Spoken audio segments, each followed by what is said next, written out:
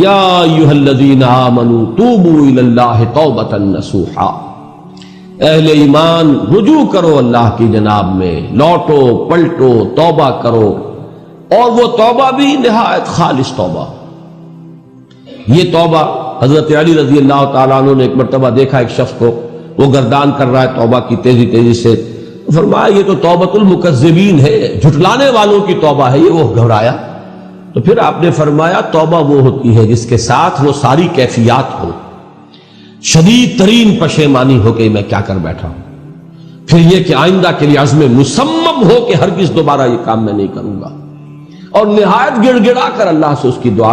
جو ہے اس کی معافی طلب کی جائے۔ یہ قلب کی گہرائیوں سے جب تک یہ توبہ نہیں نکلے گی یہ توبہ نہیں ہے۔ تو توبۃ النصوح، یہ نصح کا لفظ جو آتا ہے عربی زبان میں، یہ ہے کسی شے کے خالص ہونے، کوئی اس میں ملاوٹ نہ ہو۔ توبۃ النصوح، یہ توبۃ النصوحہ، خالص توبہ کرو، دل کے ایک گہرائیوں سے توبہ کرو، اور صمیم قلب سے توبہ کرو، عزم مصمم کے ساتھ توبہ کرو کہ پروردگار جو خطا ہو گئی ہے بخش دے، آئندہ تیرے کسی حکم کے خلاف کوئی حرکت نہیں کروں گا، خاص طور پر وہ خطا جو معین ہے اس کے بارے میں تو تعین کے ساتھ فیصلہ ہو کہ دوبارہ نہیں کروں گا۔ اس میں ہو سکتا ہے، جیسا کہ میں نے شاید آج دن میں کسی گفتگو میں عرض کیا تھا، بعض طبائع ہوتی ہیں مریض، ان کی قوت ارادی جو ہے کمزور ہوتی ہے، اس وقت وہ خلوص دل سے بھی اگر طے کر لیں کہ یہ کام دوبارہ نہیں کروں گا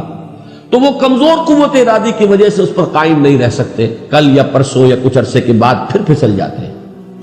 اس سے وہ توبہ باطل نہیں ہوگی، اس بات کو سمجھیے، یہ نہ سمجھیے کہ میں انکریج کر رہا ہوں، لیکن مسئلے کو سمجھ لیجیے۔ جس وقت انسان توبہ کر رہا اس وقت عزم مصمم کا ہونا ضروری ہے۔ اب یہ اللہ جانتا ہے ہمارے دل کے اندر کے حالات کو، ہماری کیفیات کو، اگر اس وقت عزم مصمم ہے تو توبہ صحیح ہو جائے گی، پھر اگر خطا ہو گئی پھر توبہ کرو، پھر خطا ہو گئی اور پھر توبہ کرو۔ بازا بازا ہر چہ ہستی بازا، در کافر و گبر و بت پرستی بازا،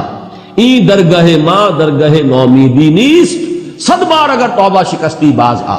اگر 100 مرتبہ بھی توبہ ٹوٹ گئی ہے کوئی پرواہ نہیں، جب تک یہ زندگی کا تسلسل چل رہا ہے، معلم یغرغر، جب تک کہ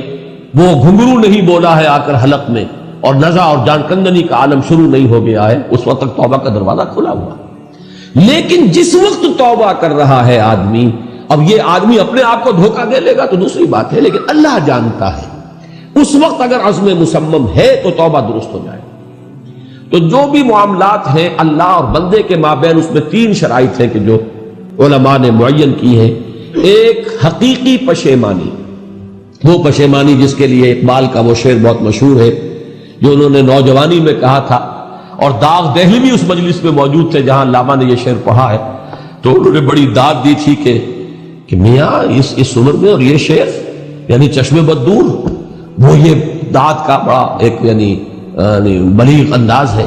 اور وہ شعر کیا تھا؟ موتی سمجھ کے شان کریمی نے چن لیے، قطرے جو تھے میرے عرق انفعال کے،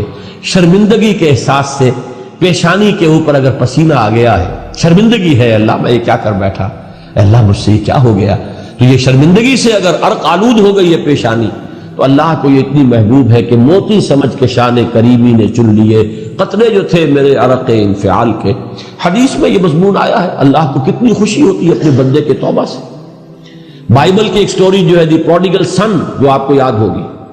کہ ایک شخص کے کئی بیٹے تھے، اکثر جو تھے سارے بڑے فرما بردار، بڑے عمدار، سعادت مند، کام کرنے والے، ایک تھا نٹکھٹ قسم کا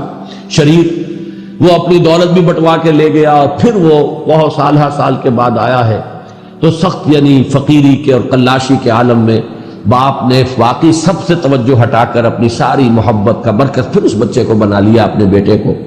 تو وہ سعادت مند بیٹے تھے، انہوں نے کہا کہ یہ کیا کیا آپ نے، یہ ایسا اور یہ ایسا اور یہ ایسا، اس نے یہ کیا، اور آج آپ پھر اس کے لیے وہی آپ کی محبت جو ہے وہ یہاں پھر اس کے جو ہے شامل حال ہو گئی ہے۔ انہوں نے کہا کہ تم دیکھتے نہیں کہ اگر کوئی چرواہا ہو اور اس کی اگر 100 بھیڑیں اور بکریاں ہیں، تو اگر کوئی بھیڑیا کسی ایک بکری کو اٹھا کر لے جائے تو وہ 99 کو چھوڑ کر اس کے پیچھے بھاگتا ہے اس کو بچانے کے لیے۔ جو میرے ہیں وہ تو ہے ہی ہے،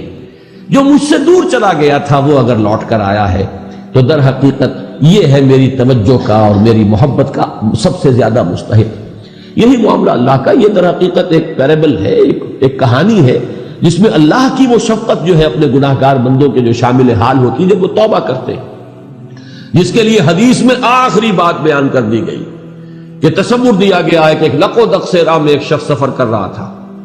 ایک ہی اونٹنی سواری کی، اسی پر اس کا راشن بھی تھا، پانی بھی تھا۔ تھوڑی دیر کے لیے وہ ایک درخت کے سائے میں بیٹھا سستانے کے لیے، دھوپ کی تمازت سے بچنے کے لیے، تو ذرا بیٹھا بیٹھا اونگ گیا۔ اب جو آنکھ کھلی تو دیکھا کہ اونٹنی غائب ہے، اس کا سفر کا ذریعہ وہی، پانی اسی پر، راشن اسی پر، گویا کہ کل زندگی کا ذریعہ جو ہے وہ اونٹنی تھی اس کی۔ لق و دق سے رہا ہے، کہاں جائے، کہیں پانی نہیں، کچھ کھانے کے لیے نہیں، دیوانہ وار دوڑتا ہے دائیں بائیں ادھر ادھر اونٹنی کو ڈھونڈنے کے لیے، کہیں سراغ نہیں ملتا۔ تو وہ اب موت کے انتظار میں درخت کے نیچے آ کے بیٹھتا تھا، مایوسی کی انتہا، موت کا انتظار، کہ اچانک دیکھتا ہے کہ اونٹنی تو کھڑی ہوئی ہے۔ تو اب اس پر شادی مرگ کی کیفیت طاری ہوتی ہے۔ وہ کہنا تو یہ چاہتا تھا اللہ میں تیرا بندہ ہوں تو میرا رب ہے، کہہ یہ جاتا ہے کہ اللہ تو میرا بندہ میں تیرا رب، زبان لڑکھڑا گئی ہے اس خوشی کی شدت کی وجہ سے۔ تو حضور فرماتے ہیں کہ اللہ کو اپنے کسی گناہگار بندے کی توبہ سے اس سے بھی کہیں زیادہ خوشی ہوتی ہے۔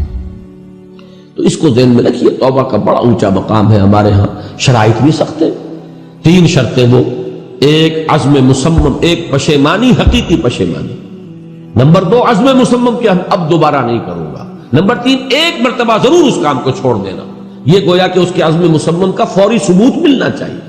کچھ دنوں کے بعد پھر کہیں جذبات کا رحلہ آئے، کوئی اور خطا ہو جائے، بات دوسری ہوگی۔ اور جو حقوق العباد کا معاملہ، اس میں 4تھی شرط اور ہے، اس لیے کہ حقوق العباد کی کوتاہی جو ہے اللہ تعالیٰ معاف نہیں فرمائیں گے۔ وہ تو وہی بندہ ہے جس کی آپ نے حق تلفی کی ہے، کسی کی غیبت کی ہے، کسی کی چغلی کھائی ہے، کسی پر تہمت لگائی ہے، کسی کا مال ہڑپ کیا ہے، کسی کو دھوکہ دیا ہے، کسی کی عزت پر حملہ کیا ہے، تو وہ تو وہی معاف کرے گا۔ یا یہ کہ آپ کی جو نیک اعمال ہیں وہ اس کو دے دیے جائیں گے قیامت کے دن، اور اگر آپ کے اعمال ختم ہو جائیں گے تو اس کے گناہ جو ہے وہ آپ کے کھاتے میں ڈال دیے جائیں گے۔ بہرحال جو 4تھی شرط ہے حقوق العباد کے معاملے میں کوتاہی میں توبہ کی، وہ یہ ہے کہ آپ یا معافی طلب کریں